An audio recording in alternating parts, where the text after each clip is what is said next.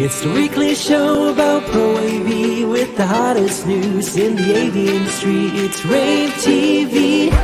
Give it up for Steph and Gary. Steph and Gary.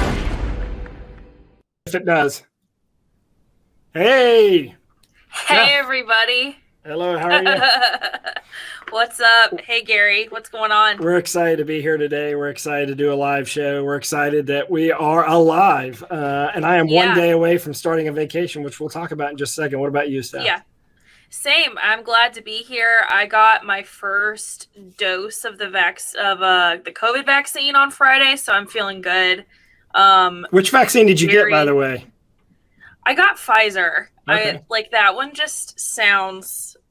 I saw a TikTok the other day that was like, this guy went to to get vaccinated and they happened to have all three. And he was like, I decided to get Pfizer because that one just sounds the most designer. And I kind of feel, yeah, like, oh, you got Moderna? Yeah. So so they gave me Pfizer. And I didn't have not really any symptoms or anything. I just kind of had a headache. And then that went away. So nothing major at all. Well, I'm a fan of the Pfizer vaccine for obvious reasons. Yeah, you were in the trial. I was in the Pfizer trial. I got my vaccination in September of 2020. The 4th and the 28th or something like that. Yeah. And it was a great experience because I learned a lot about, how the vaccine was made and I really enjoyed the experience of Pfizer educating us, which was a great value because it was interesting watching the news. There was a lot of inaccurate information or lack of information, I should say, around the vaccines and also, kind of what was going on with COVID. And it was great because they would say, now you're going to see this story tomorrow, but this is not true. Here's what's actually happening. And every time they would say that 3 or 4 days later, what they said was going to happen actually happened. Yeah. I know. Have we talked about how Johnson & Johnson got pulled or paused for the moment? Yeah, we should. I don't know the details, but from what I understand, is from some sort of blood clots, and someone was killed. I think in Virginia, unfortunately, died from the blood clots. I mean, that makes sense. I mean, if you're going to have something like this, that is, in a way, they're kind of experimental. Even though the FDA is regulating it, they haven't technically approved it. It's like an emergency approval, right? Yeah.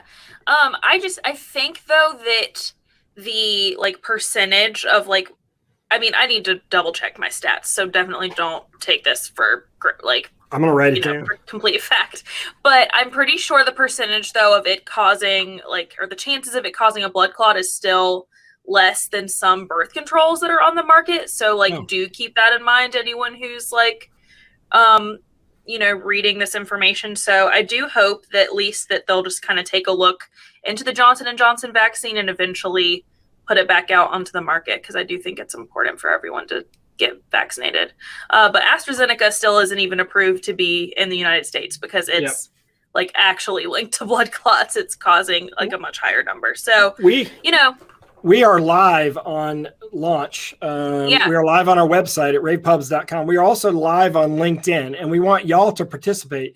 As you can see, I'm still working at the same time that I'm doing this broadcast, which is why you see this weird camera angle, because I still have to work. But we want you we want feedback. We want comments. We want to know what you want us to talk about. If you want us to give you our opinions on things, you want to know what's going on. And from our view, we want to hear from you. We want this to be an interactive live experience. Go ahead, Steph. Sorry. For sure. No, you're good. And Brock and Mark have both said hey. Brock Pellerin and Mark Coxon. Hey, guys. Thanks for joining today. Extron. That's Extron in the house. Mark, of course. Hey, besties. And Mark.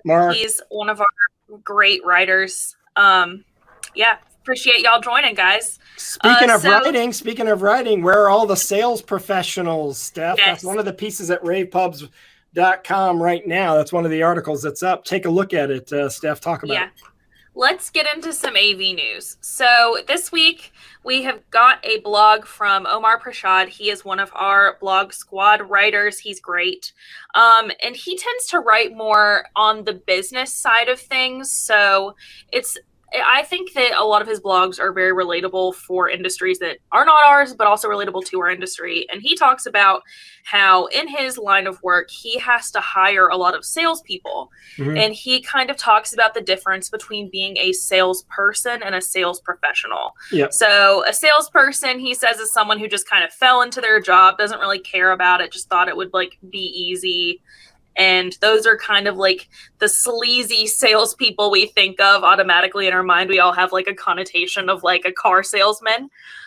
Sleazy? I don't know. I kind of feel bad for these salespeople that are called sleazy. I mean, that's their job. Like, no, but I mean, like, that's the connotation. And he talks about like how in order to poor car salespeople, they're getting bashed. Yeah, how to like not how to make it so that you're not like that, to talk about like being a sales professional and to constantly work to being better at your job and to read a lot of books, listen to a lot of podcasts. And so when he's hiring people, he's like asking them, okay, like, how are you trying to learn more in your job? And I think that that's really important, and almost more important than them just firing off how good they are at AV sales in an interview.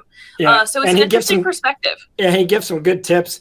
He talks about sort of how to raise the level of professionalism. I mean, I think we have amazing salespeople in our industry, and they're having to evolve. I mean, you think about it, we're once in the business of selling hardware exclusively, and now all of a sudden you're in the business selling software and services.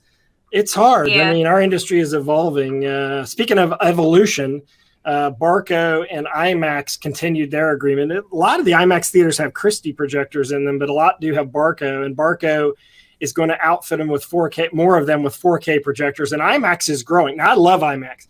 When I build my new theater in my house, my screen is going to be like an IMAX theater, floor to ceiling, wall to wall. I don't want a little small screen. I want to be immersed in the content. What about you, Steph? I honestly didn't know that IMAX was still real.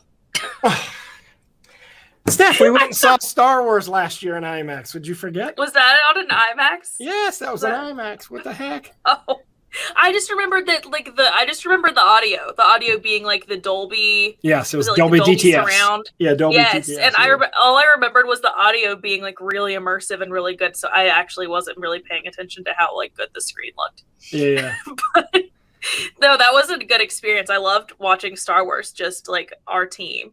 My boss just texted me saying that I need to look at the camera. I'm going to look at the camera every once in a while, but not all the time. How's that? I think I can't look at the camera all the time. I got to do my other work, and I feel bad like looking down all the time. So I got to. But hey, when I watch these videos, like I watch Howard Stern, and he's not looking at the camera the whole time. He does a good job. I'm no Howard Stern. I mean, but he does a good job. What do you think, Steph? Does this look bad that I'm not looking at the camera? No, it's fine. No, it's good. I think it's well, actually, everyone watching, let us know. Do we look weird? Yeah. Should which one? Yeah. Okay. Here you go. There you go. Let's take a poll right now. Live. Yeah. Does Gary need to look at the camera? Do I need to constantly look at the camera as I'm talking to you? Or is it okay that I'm looking at Steph and looking at all the stuff that I've got to pull up on the screen for Steph? Elizabeth Davis. Look at Elizabeth. Hey, Elizabeth. Elizabeth used to be an intern here, and she was one of my students at UNC, saying hello. Hey, Elizabeth, how are you? Yeah, I still talk to her a lot, actually. We're still friends. She's but great. Anyways, this has nothing to do with AV. I just want to talk about it. So, okay, a lot of people in our office are going to care about this, though. So if I'm looking at the camera. I'm sorry. Yeah, I'm looking at the camera too. So a lot of people in our office watch The Bachelor because it is it's like fun. It's like sports, right? But not in the office. They don't watch it while they're in the office. No. But in the office we talk about it. Like this is like one of our like water cooler talk about things. Yeah, and you're talking about the TV show The Bachelor, right? Yeah. Yes, the TV show on ABC. We all watch it. So a former Bachelor, Colton Underwood, came out today on Good Morning America. And I just thought that was so interesting because he was just like such a, like, everyone was so obsessed with him when it was like told that he was going to be the Bachelor. And like, I don't know, but I don't know. His situation is really weird because the girl that he picked, they had like a really weird relationship. Is this the girl from Virginia? Didn't he pick a girl from Virginia or South Carolina or something like that? Is that the? No, he had like a thing. So he was on The Bachelorette, and that's how we all got to know him. Okay. And then he went on Bachelor in Paradise, and then that is where he got with the Southern girl. But then he quit that to become The Bachelor. So the girl that he left with on The Bachelor, like they had like a really weird relationship. Like I don't really know what was going on, but they broke up during COVID, and then she took out a restraining order against him because he was like stalking her. Like they broke up, and he was This like is still a fact, driving. or is this a Steph? No, like there are legal documents, and that's where I got the information. Okay. And he was like waiting outside of her house, like very weird stuff. And so that was the last thing I'd heard about him. So I was like, okay. I mean, that's weird. And so then the next thing I hear about him is that he is coming on Good Morning America to announce that he is coming out. So listen, I feel bad for the guy. I mean, I don't know all the story about all this stuff, but I can imagine that, all of a sudden you're thrust in the spotlight on a show like this.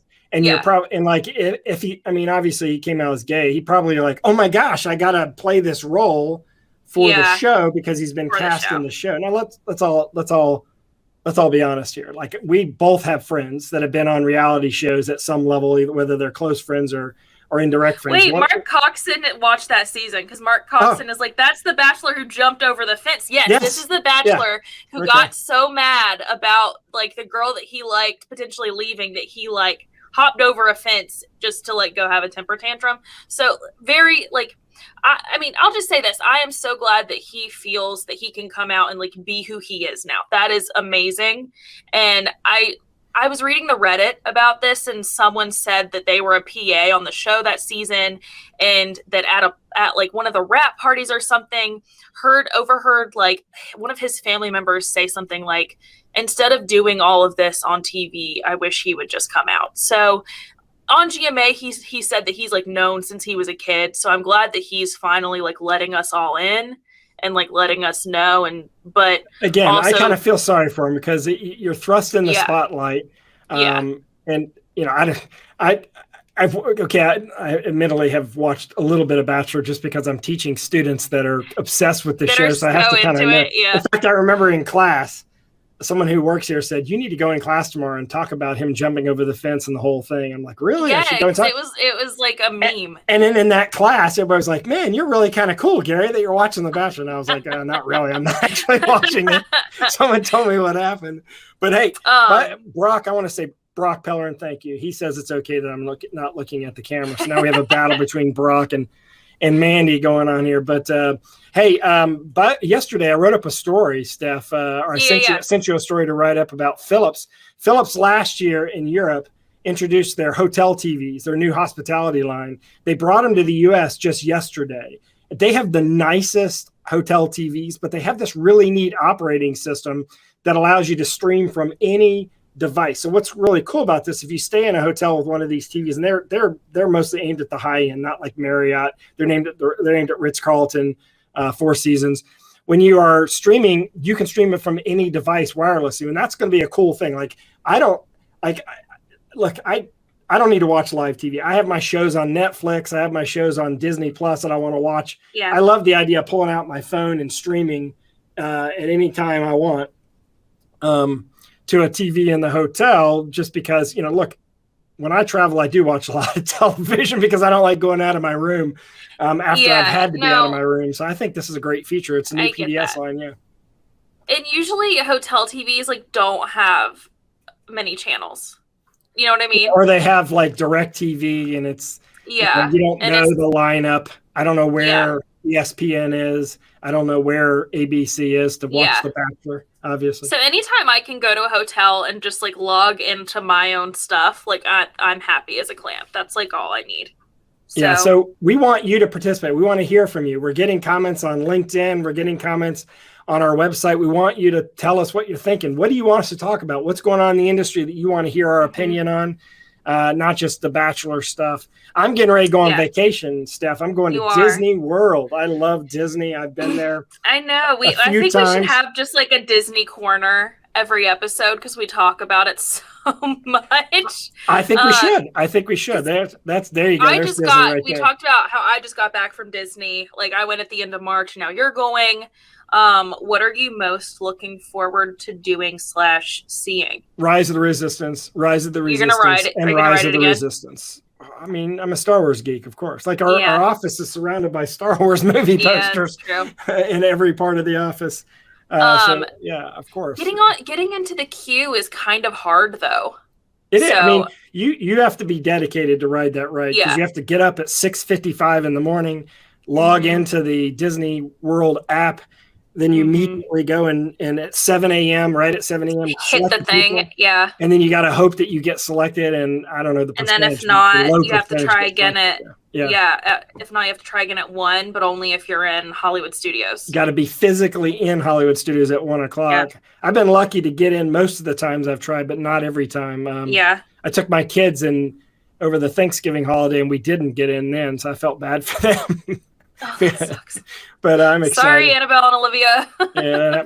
Another thing that's going on is my youngest daughter, her conference swim meet. She swims for a Division I college. Her conference swim meet starts today. Good luck, Olivia. I'm wishing you the best.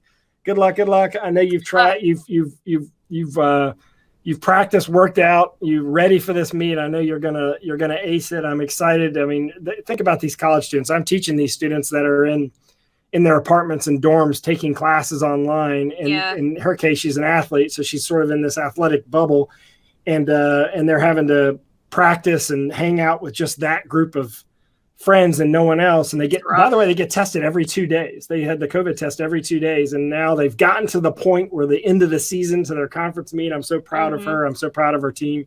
I'm excited for her. Yeah, we're pulling for you, Olivia. Good job. She's a great swimmer. She's great at what she does, obviously. So she is. What about the I was shocked to get this news yesterday. I wrote this up. BIAMP was awarded a patent for the Magic Cable, which is basically not. There's nothing. I mean, first off, I love the name, but let's be honest, it's not totally magic. I mean, they called it the Magic Cable, but basically, it's a stranded cable. It includes it's 2 stainless steel suspension cables so that when you hang a pendant speaker, it supports the weight. But it also has 2 18-gauge conductors to obviously power the speaker and play the speakers because you're putting in a 70-volt system usually, and they got a patent for that, which means that you don't have to use a separate suspension wire, except in California. I think in California because of earthquake regulations, they still require an external suspension wire. I could be wrong there, but what do you think about that? Well, you gotta love the name Magic Cable. Yeah, no, I like the name. The marketing is really, really great, but that doesn't sound very magical. I mean, but hey, more power to them. They got the patent. Yeah.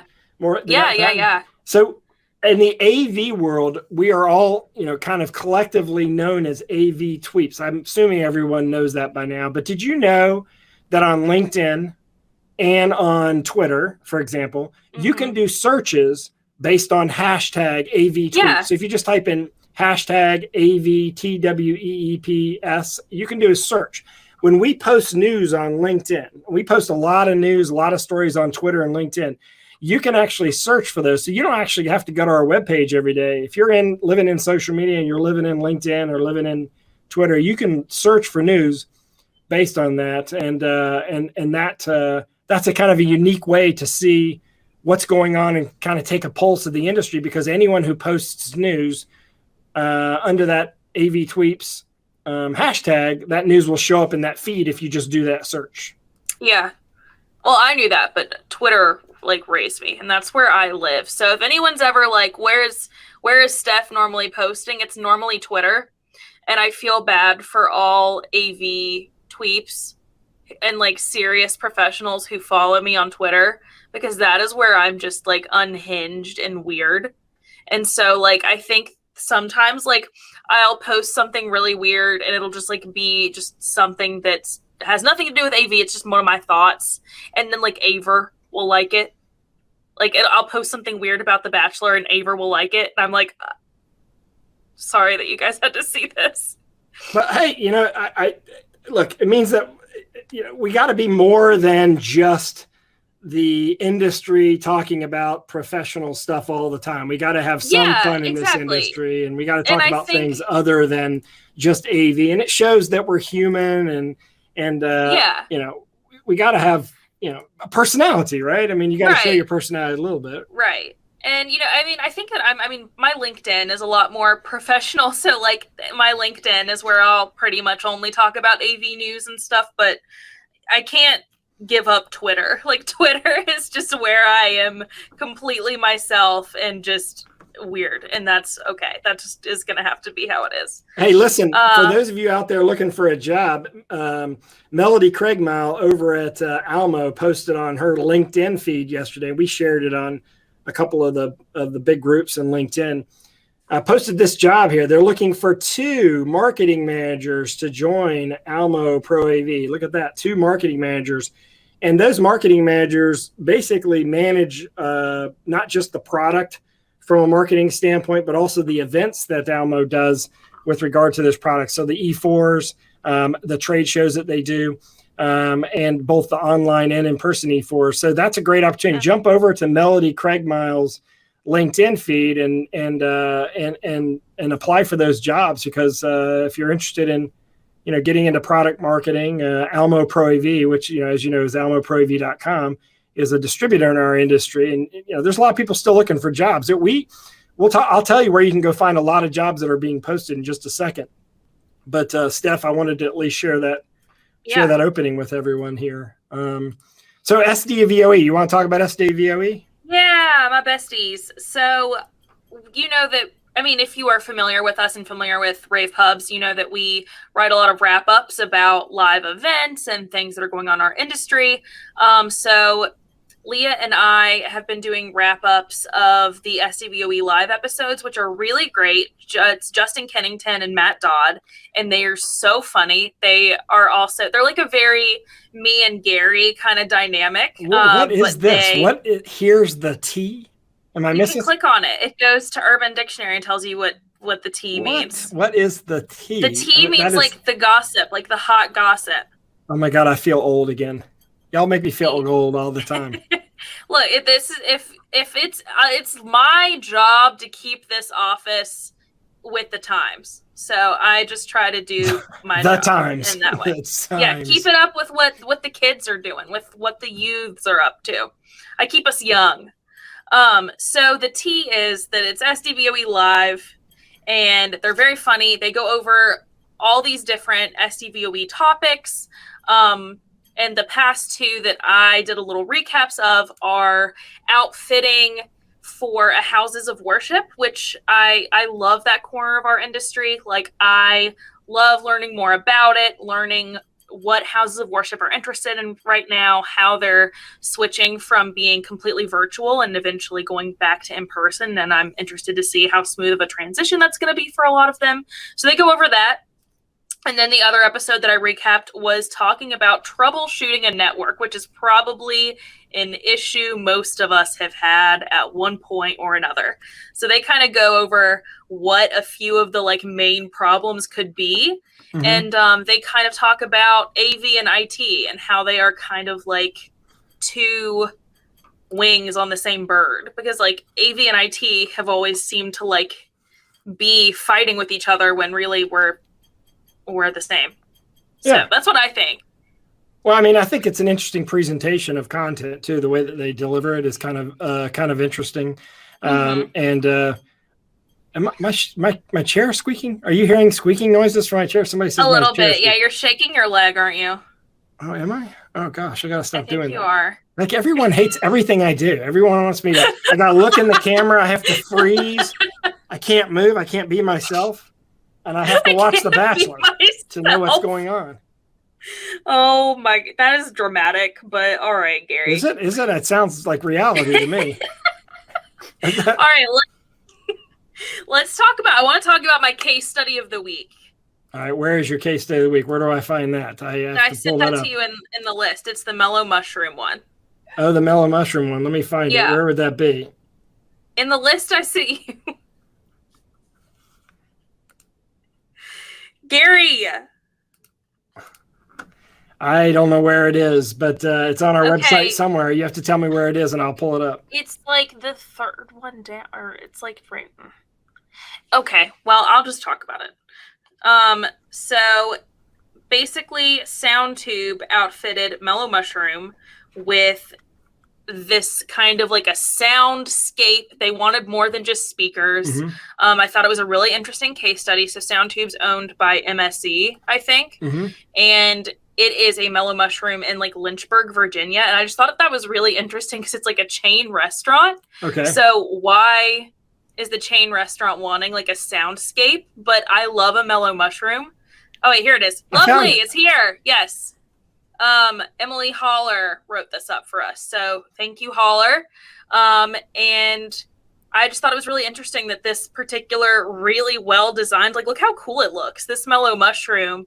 I see the pendant speakers there. There you go. That's the SoundTube had MSD system. SoundTube outfit it with different speakers so that while people are eating, they can have kind of like this audio experience while they enjoy their pizza.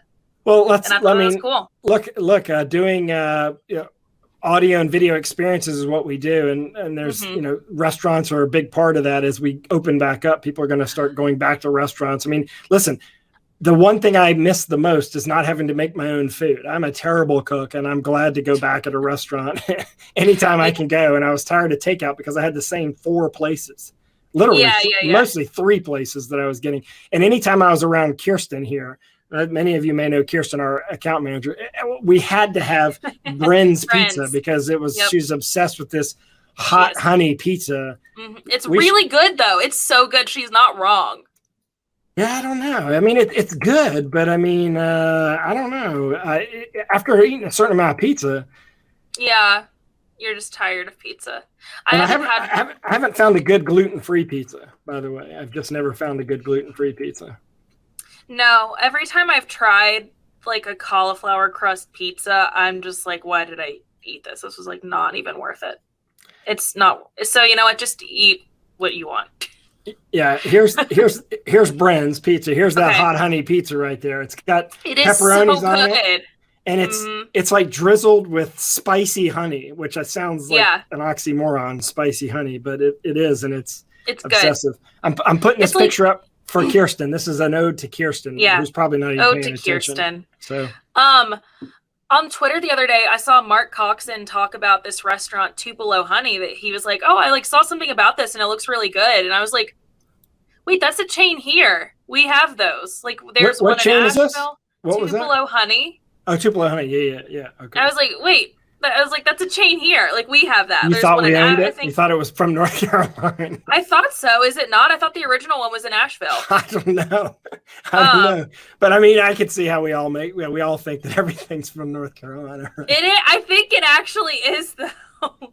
And I was like, no, and Tupelo Honey is really good. So whenever someone like randomly talks about a restaurant that I know, I get overly excited anyway, because I consider myself to be like kind of an amateur foodie, but a foodie all the same.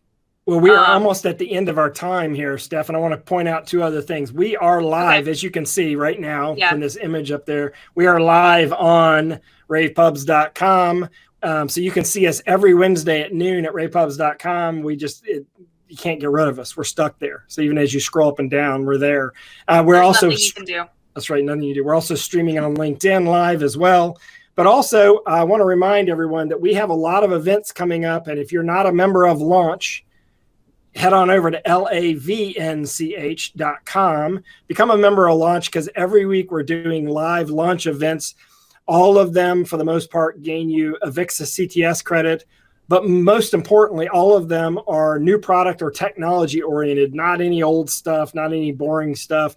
And you get to hang out with a bunch of AV tweets, because when they log into the platform, everyone knows who everyone is. You can talk to everyone on the platform. It's a good way to just a couple of times a week to stop by and say hello to people.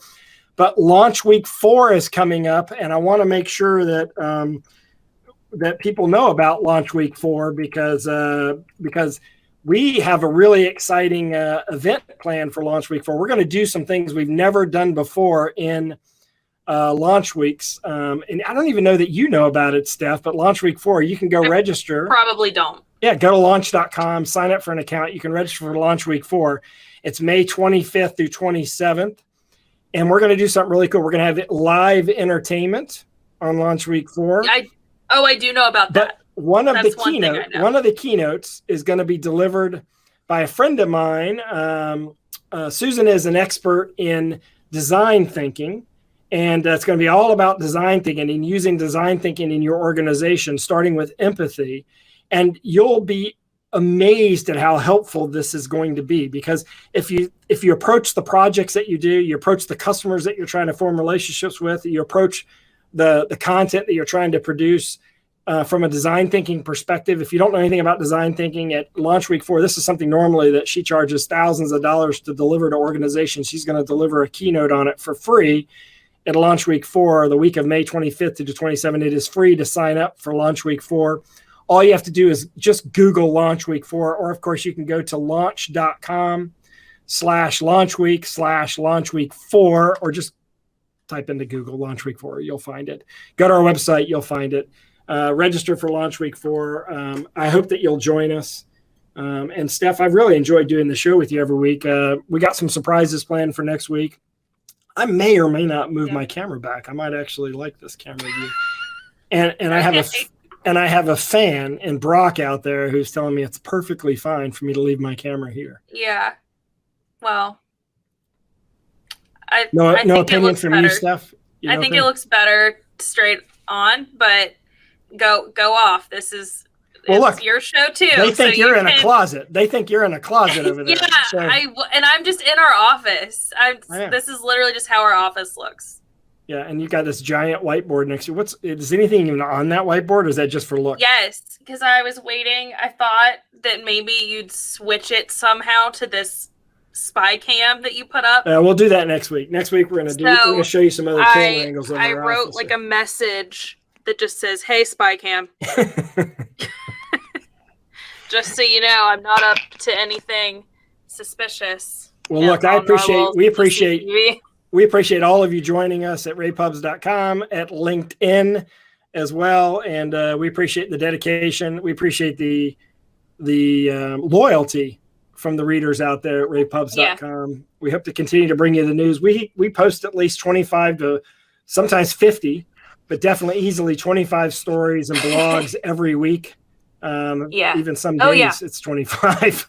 Yeah. So on rough days for me, it's 25. Yeah, Steph manages all that. Ultimately, it comes through her at some level. So great job, Steph. Thank you. Thanks for watching, everyone. All right. Bye. We'll catch you next week.